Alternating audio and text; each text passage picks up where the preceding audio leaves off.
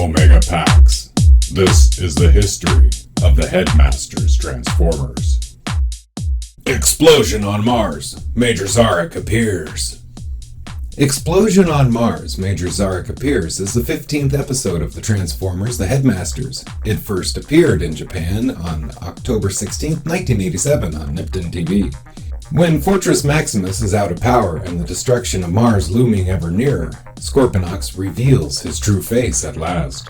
As Arcee desperately tries to contact the Headmasters on Mars, Highbrow and Brainstorm undergo repairs for their injuries, and the Decepticons continue their plan to blow up the planet. Spike deduces that the energy used against Fortress that drained him of his power was plasma energy, released in the destruction of Cybertron, and realizes that the Decepticons' goal in destroying Mars must be to generate more.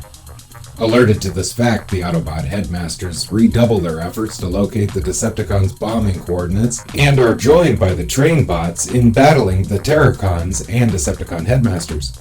Meanwhile, Scorponok has been informed that the bombs have been placed in 2 of the 3 key sites on Mars, and relocates to the planet Zarak, where work on the secret project there is in its final stages. He orders the Decepticon Headmasters to pull out of the conflict on Mars and join him on Zarak, prompting the Autobots to investigate. Fortress contacts Ultramagnus on Earth, who dispatches Twincast to spy on the Decepticon base on Earth to learn what the villains are up to. Twincast watches Sound Blaster as they call on Sixshot to join the Decepticons on Char, and follows the ninja through the space bridge to the Decepticons' base there so he can observe the meeting that is being held. Weird Wolf, Mindwipe, and Skullcruncher meet their leader Zarak as Scorponok steps out of the shadows at last.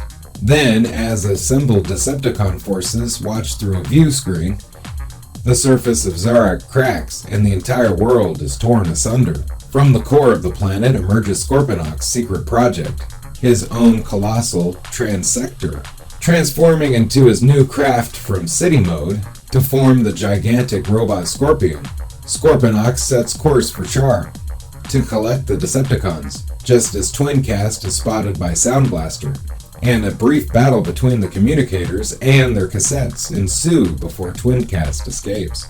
Back on Mars a little while later, Fortress receives Twincast's report and readies for his impending battle with Scorponok. He does not have long to wait, as Scorponok appears in the skies overhead, while the Headmasters and Trainbots are battling the Terrorcons at the final bombing site.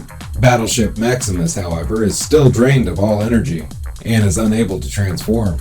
And after Scorponok smashes his way through the Headmasters and Trainbots, he transforms into his own massive robot mode, and begins to pound on the helpless craft. Then, as the report comes out that all the bombs have been put into place, and Scorponok orders Sound Blaster to detonate them, the key bomb clusters in the polar regions explode, and a chain reaction occurs, sending a string of explosions tearing through Mars. The Decepticons pull out as the planet erupts in flame all around them, but Fortress has at least one ace up his sleeve.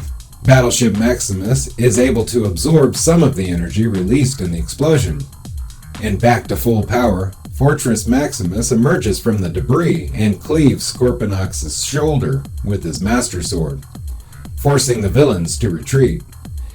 Although the Decepticons may have been forced back for now, Mars has been lost, and the Autobots' toughest battles are still ahead of them.